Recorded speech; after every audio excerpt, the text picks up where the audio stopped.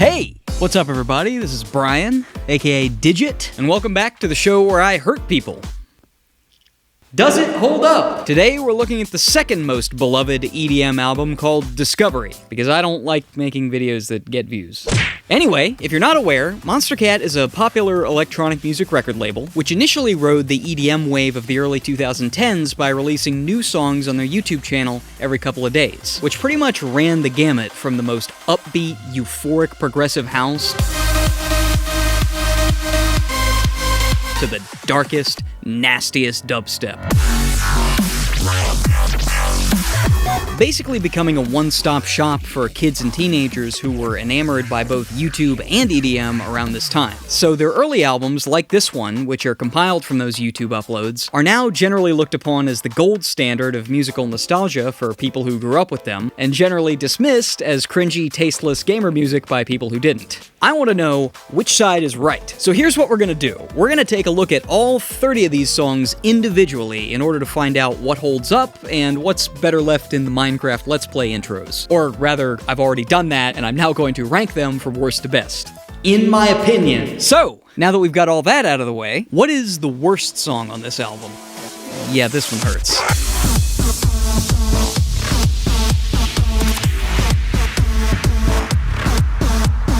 Tut Tut Child was responsible for a lot of my favorite Monstercat releases, but unfortunately, this is not one of them, and I really hate to say that most of the problems I have with this song come from the lyrics, because I love that they wanted to make an EDM track with a deeper emotional story that says something about life, but this metaphor of being trapped in the eye of the storm never really goes any deeper than surface level. Brehm only describes the storm itself, and never the actual life experiences that it supposedly represents, which robs the song of any kind of unique, meaningful perspective. And it doesn't help that the lyrics flow really awkwardly. The rhythmic emphasis is often on the wrong syllables, the line breaks are in weird places, and it's all delivered way too slowly to be even remotely catchy.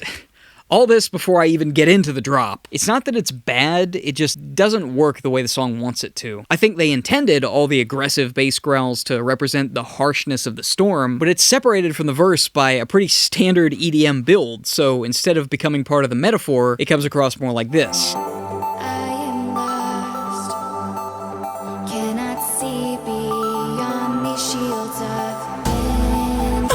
Woo! Shut up, bitch! It's party time! I appreciate what they were going for here, but on pretty much all fronts, the songwriting just lacks the level of sophistication needed to pull it off.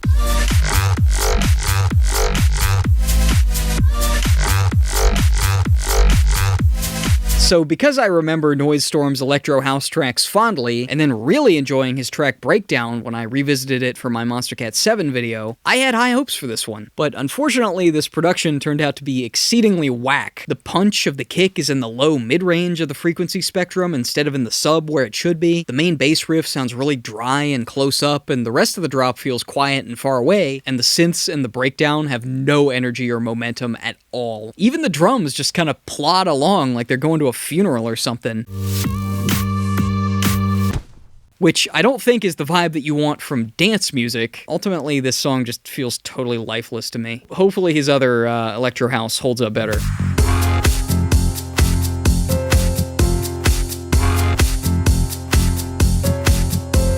If you thought that last one felt like a funeral march, oh boy. The intro and build-up of this song sounds like a player piano on Benadryl, and not the fun amount of Benadryl either. And it's another track where the drop just feels like a betrayal of the music that came before it, because this song actually sets up the melancholy vibe quite deliberately, and then the beat drops and you're hit with this goofy-ass drill noise.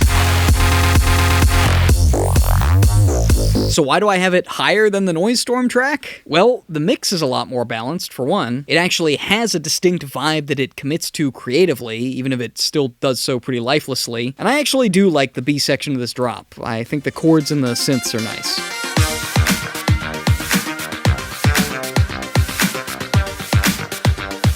I spent way too long trying to come up with a mildly funny metaphor for whatever the hell this vibe is, and I literally could not do it. This song has bested me. Whatever, all you need to know is it's gonna get the aux taken away from you. 100% of the time. The beat switch-ups are really clunky, and I could see the bass riff in the intro being pretty groovy, but it's also completely devoid of low end, you know, the one thing that you need for groove to actually occur. The drop is at least well mixed, but I mean, I respect it for being weird as hell, even for Stephen Walking, but I also don't see anybody enjoying this outside of like an ironic meme context.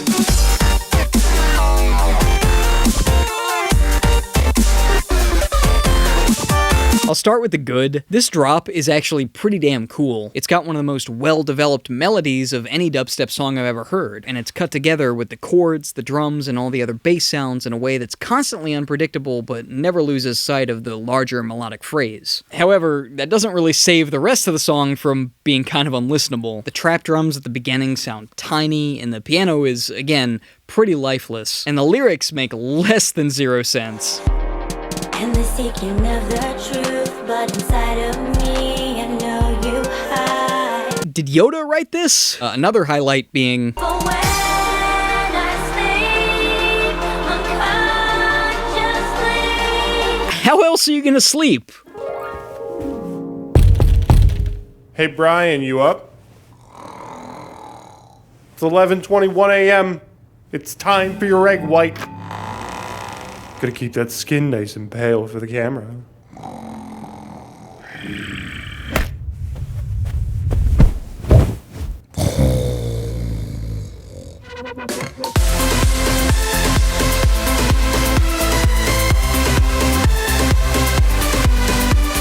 We're entering my least favorite part of the list. At least the songs lower than this tend to be bad in an entertaining way, but this is by far the worst offender of just being bland. Just imagine the most run-of-the-mill, royalty-free progressive house track from 2013. Actually, just imagine any music at all. Alright, you're good. You don't have to listen to this song now. I do think it's generally harder for progressive house artists to carve out their own style in EDM, because with heavier styles, there's more opportunity to come up with unique sounds. But I don't think this one even tried. I've seen 3D printers take more artistic license than this. The one thing I'll say is that Charlotte Haining's voice does sound pretty good here, but there's really only so much you can do with a melody and lyrics that are this dull.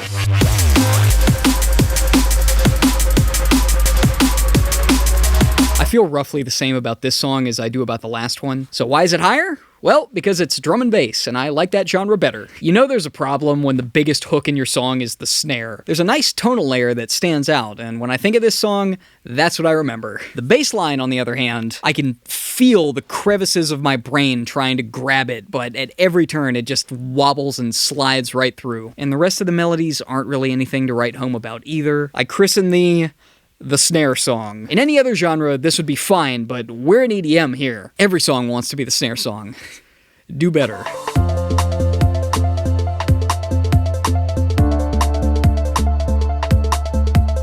I'm about to make a very challenging reference right now. Are you ready? This song is the Brooklyn Beckham of Burial and Minecraft, in that something that owes its existence to two undisputed goats should not have turned out this disappointing. I say this because of two things. One, the drums, the piano, and the synths all have pretty much no flavor. This production is like a goddamn air sandwich. And two, the melodies are either repetitive or really meandering, which is not a great combo for a song that's nearly 6 minutes long. But the thing that boosts it above the previous few for me is that if you're familiar with the types of sounds Direct liked to use around this time, this is pretty instantly recognizable as him. But if you're not, it's gonna sound like it came from a royalty-free library.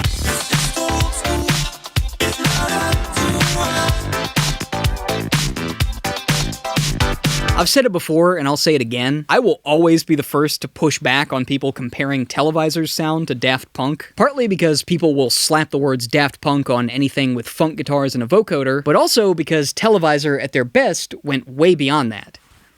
This is not their best.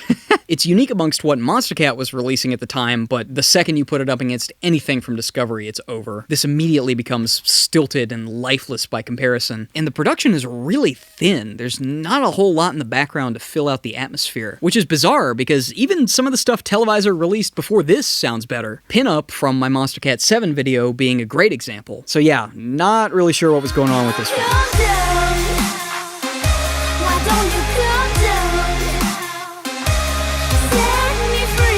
Have you ever had a dream where you're trying really hard to punch somebody, and you know you have the power to break their entire face, but for some reason your fist is just underwater, and no matter how hard you want to swing, all you can do is just...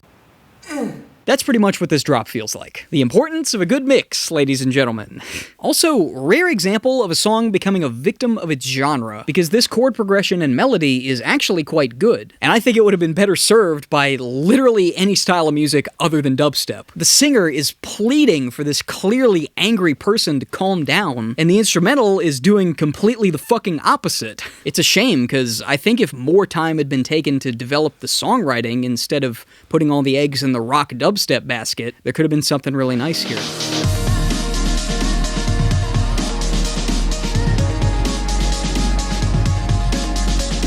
So compared to Lonely Soul, this track definitely feels like it has more direction. I'll be here all night, folks. Thanks to a greater variety of sounds and a much more driving beat. But it's still not giving me the one thing that I actually want from these chill-out songs, which is a freaking melody, man. The chords are nice, but you do know that the point of the piano is that it lets you do both. Like, you got 10 fingers, you're not gonna wiggle any of them? I mean, the atmosphere is great, but the lack of memorable melody is what kept me from remembering anything about this song going in, and it's what keeps me from placing it any higher now.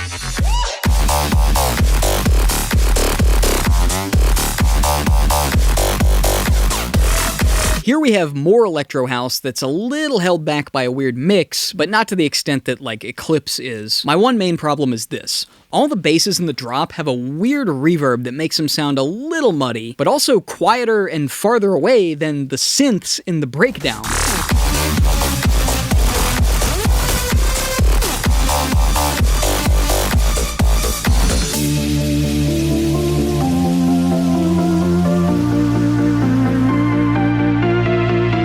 But this song can claim something that few others in this tracklist can. It is legit fun. It's got all the bass growls and biting leads that you'd expect from 2013 electro house, but none of them are so over the top that they become annoying. And the melodies, of which there are many, aren't going for sentimental emotion. They have a quirky, tongue-in-cheek vibe that comes across a lot more alternative.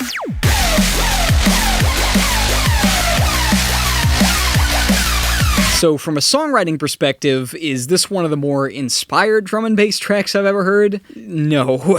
However, I will not deny that it is hype as fuck. In my Best of 2022 video, there was a Carl Cox track I mentioned that made really good use of reverb and crowd samples to help sell the sweaty club atmosphere. And this one does pretty much the same thing with similar results. You know, in case you ever forgot what kind of environment this music was meant for, it's one of the better mixed songs on the album too, with some of the hardest hitting drums of any track here. But considering that MUZZ's more recent releases have some of the best mixes this genre has ever gotten, it doesn't quite hold up to that. And I don't think it's one of the stronger lead melodies he's written, it's not one of the more memorable drops he's come up with, and there are other tracks, both from his discography and from this compilation, that I just get more repeat listens out of.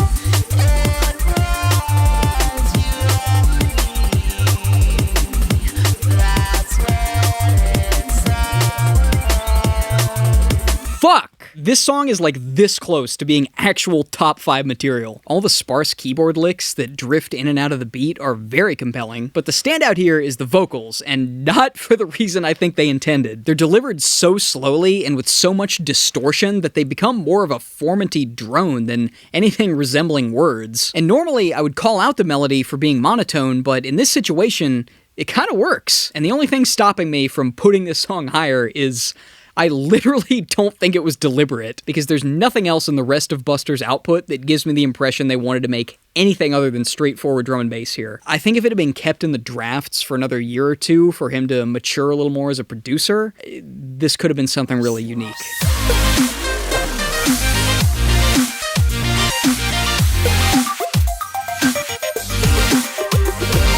This one gets significant points on the board for being well-produced and pretty unique sounding, with the combination of glitch-hop-style drums, melodic dubstep-style pads, and some ethereal synth arpeggios thrown in. But my problem is, it's a little too ethereal. It's deliberately bobbing and weaving around anything that could be considered a hook. All the sounds are very pleasant to listen to, but the way they're arranged feels haphazard. Sometimes you got 3 things happening at once, and sometimes there's nothing but drums and residual delay from 2 beats ago. And there's one sound sound in here that bothers me very much because of how out of place it is. See if you can guess which one. And the orchestral intro does sound really good, but unfortunately that sound in EDM has been pretty beaten into the ground by now, and in retrospect, this song doesn't really do a whole lot to differentiate itself.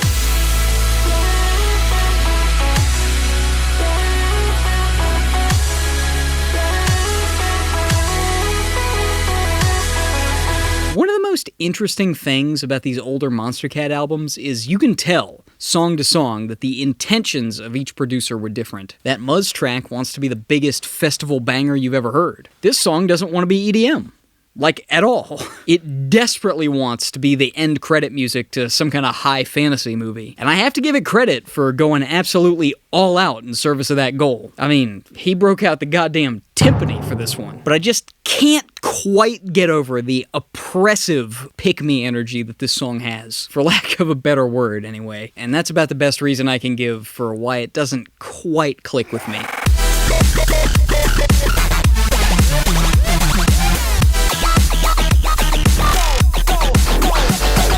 This song is to early 2010s bass music what Party Rock Anthem is to early 2010s dance pop. You think you have a song that's more over the top than this one? This track will 360 no-scope it, teabag its corpse, and have sex with its mother. It's got yoy basses. It's got the Dominator sound. It's got the Mortal Kombat Go samples. The only thing it's missing is modern talking, because they knew if they included that, a black hole would probably be created. I'm not going to say it's a masterpiece, but it does deserve preservation by the Library of Congress.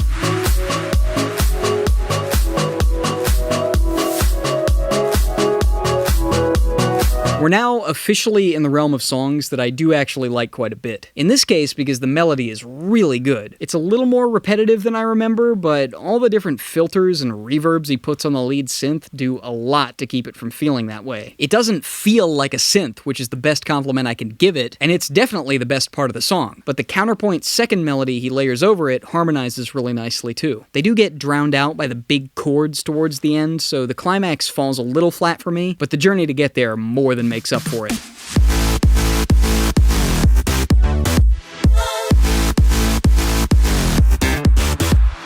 I keep going back and forth on this one. I love pretty much everything about it, except the drop. It's got a great synth solo about 30 seconds in and 2 really well done build-ups. But the drop, as huge sounding as it is, kinda abandons the groove and chord progression that the entire rest of the track has been setting up. Like, the drop is this track called Boombox, and the rest of it is this other song that I frankly would rather hear. I cannot deny how good this mix sounds, though. Unquestionably the best on the album, which is really impressive considering that Pegboard Nerds, AU5, and frickin' Virtual Riot are on here too. Not to mention MUZZ and the guy who would eventually become Joyride. Damn, this album was kinda stacked. What the hell?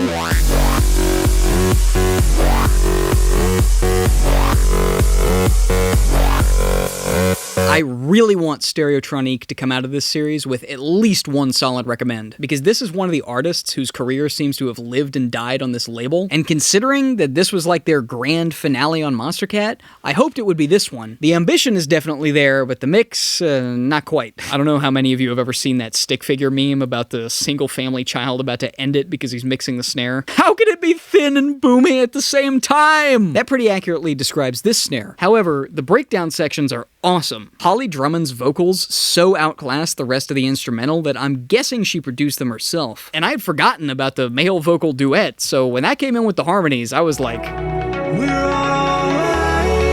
The first drop is fine, but the second drop, where they finally let loose with the synth melody they've been teasing for 5 minutes, is very cathartic. I just wish it was produced a little better.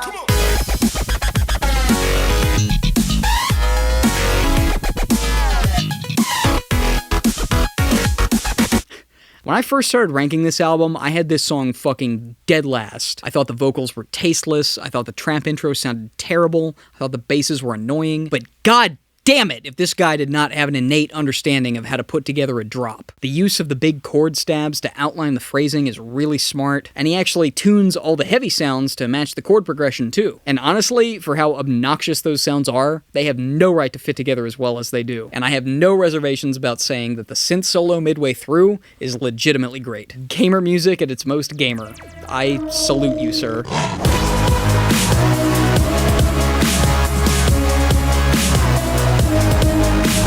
This song fascinates me more than any of the others, because it's not only the least marketable track on this compilation, but also the EP it came from.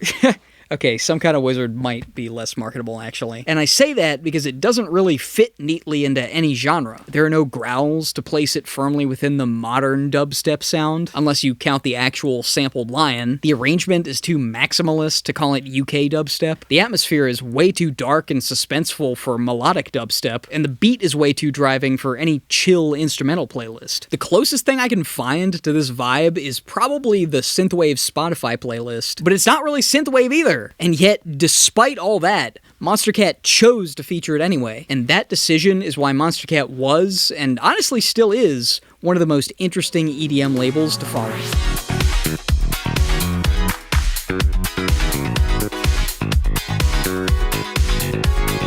This is one of the few old Monstercat songs that I actually have come back to fairly regularly since it was released, and it is still decidedly my jam. It steps much farther outside the Daft Punk influence than Old Skool. The arrangement has more depth, the beat has more energy, and the synths and samples layer together seamlessly to become more than the sum of their parts. You don't really perceive each sound individually, they come to life together as one big, sparkly wash of sound, and they do it without losing the catchy, singable melodies. I'm shocked that it's one of the least streamed songs on the album. Maybe because it's the last in the track list, but it definitely deserves way more.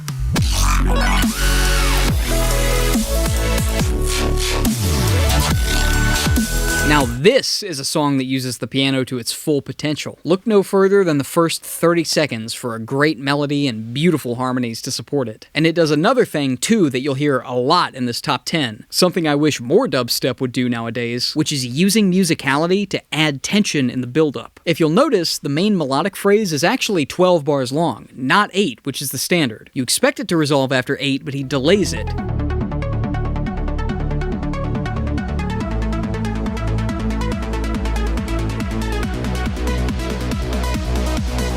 Are you hearing me? He baked the 4-bar fake-out into the composition, so when the drop finally hits, you're getting that resolution in addition to all the standard tricks people use, like risers, drum rolls, dropping out the low end, all that. And it hits on a visceral level. My only issue, because there's always one, is that because the composition is so good, all the heavy bass growls feel kind of forced. There are several sections of the drop where you're clearly meant to be listening to the melody, but the growls are still there begging for your attention anyway.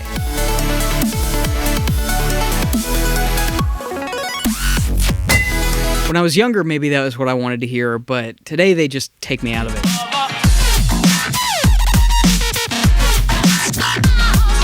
This track is pretty unique amongst Pegboard nerds' discography. Usually their sound is characterized by big, video-gamey synth melodies, whereas this song is, or at least is made to appear as, a collage of chopped-up samples. But several of their older songs kind of gave disco-funk chops a smaller role, so this feels like a natural extension of their style. And honestly, sounds more relevant today than a lot of the synth stuff. The drop is a lot of fun on this one too. Most of the basses have that wah quality, so by default they're going to be a little behind the beat, making for a really fluid and laid-back groove. It's well-produced and a lot of fun. I like this one more now than I did then.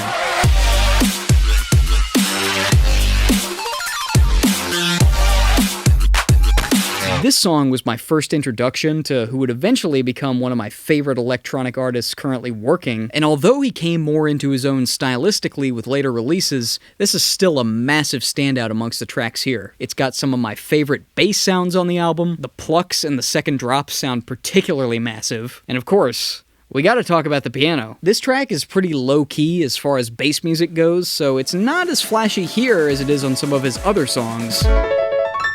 But the entire second build-up, starting with that little ostinato, into the beat switch-up, into the little flourish before the drop, is one of my favorite moments in his entire discography. Bass music gets a bad rap for being very head-empty culturally, but I'm amazed by how many classically trained musicians this genre has managed to attract.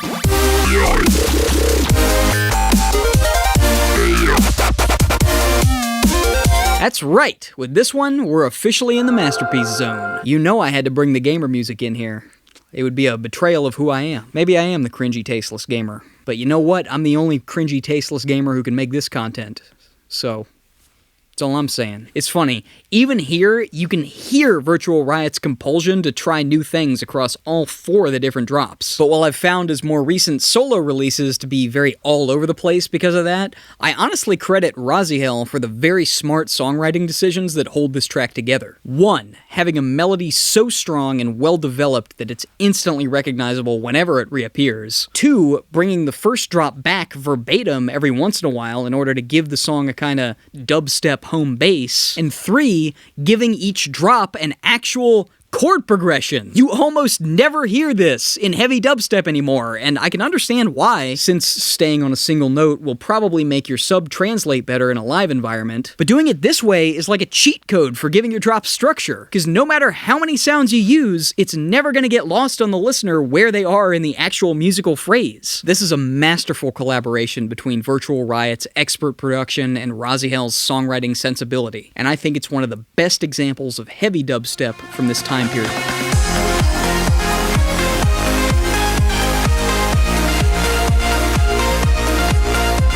Yes! I have been waiting to talk about Fractal, possibly one of the most underrated artists of the 21st century. Not because I believe anybody was ever deliberately sleeping on him, but because I truly don't think anyone outside of the Monstercat fanbase even knows he existed. No other bass musician has ever made such intricate arrangements sound so effortless. Where the melodies and basses in the AU5 track felt like they were fighting with each other, here, everything just works. I don't really know how else to describe it. From one of the best melodic hooks on the entire album, to the basses that are somehow choppy and fluid at the same time, to the psychedelic influences that aren't gimmicky or cliche. Most EDM DJs with psychedelic influences won't shut the fuck up about it, like, "Hey, did you know I do shrooms? Like, frequently?" But this song lets the music do the talking, and it feels like the auditory embodiment of enlightenment. I would put this, the songs above it, and even some below it, into their own genre called progressive EDM. Like, what Yes is to rock, this is to bass music. Because there is clearly a level of musical knowledge and ambition here that goes far beyond your average club banger.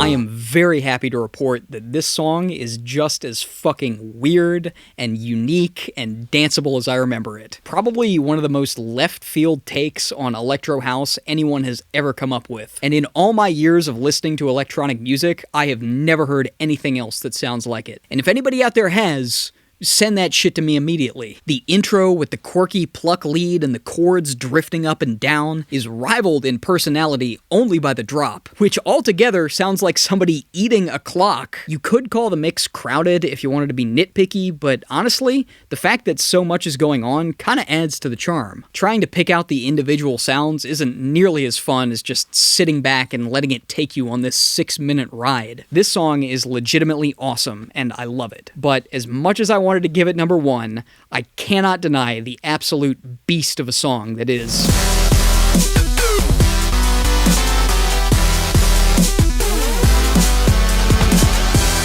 Maybe this is a surprise to some, because it's definitely not the most obvious or well-known song to put at the top, but when I first listened to this in preparation for the video, I was fucking blown away. Some of the best use of guitars and strings that I've ever heard in dubstep. Mainly because it's not trying to use them to become something that it isn't. It's not trying to be a metal song or an orchestral song, it just builds great tension with some very well-chosen sounds. Absolutely the best example on here of using musicality to enhance the build-up. The entire second half is goosebump-inducing. All this before I even get into the drop. The chords sound huge, the lead dancing over the top of them sounds great, and all the little sounds in between really feel like sparks flying from an overloaded machine. One of the few dubstep songs I've heard that truly uses its sounds to convey a concept and executes it in a way that doesn't come off as corny. It also has a frankly fantastic music video with excellent storytelling and very dark themes that, judging by the YouTube comments,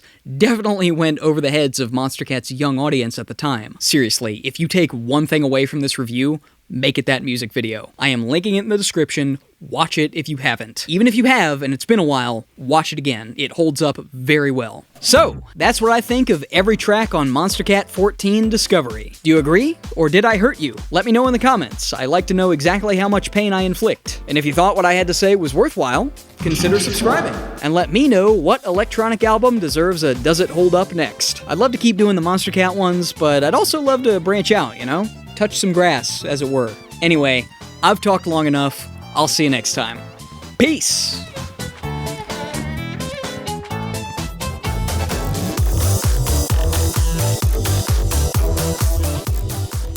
Monstercat 14 Intro.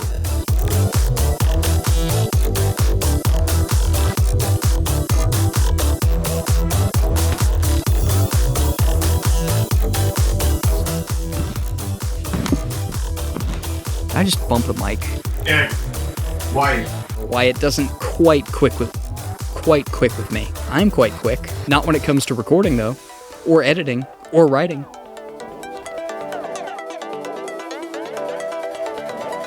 Blah blah blah blah blah blah blah blah blah blah blah blah. Mwah. Yep. Yeah. This song is like this close to being actual top 5 material. I'm spitting everywhere. I think I might have actually just spit on my camera lens. Oh my god, I could never have long hair. Hey! Hey! Did you know I smoke? There's literally people right on the other side of that fucking wall. It's going so low, but the levels look really high on there. That's because It's the same. It's because that turns into yellow at like -18 right there. I didn't expect it to. Except we don't want to be laughing. All right.